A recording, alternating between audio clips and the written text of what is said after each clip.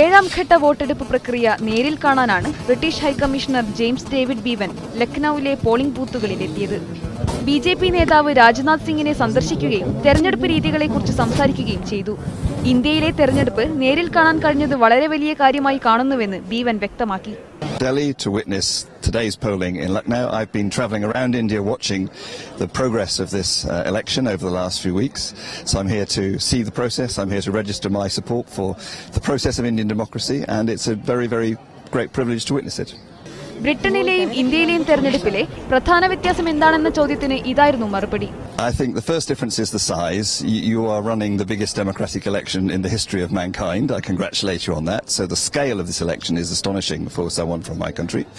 I think I'm also struck by the efficiency of the process. It is an extremely well-organised, well-run process, and I congratulate all involved on that. And I think the third thing that is most striking is the enthusiasm. തെരഞ്ഞെടുപ്പിൽ എല്ലാ ഇന്ത്യക്കാരും ഭാഗമാകണമെന്നും ബീവൻ കൂട്ടിച്ചേർത്തു. News desk media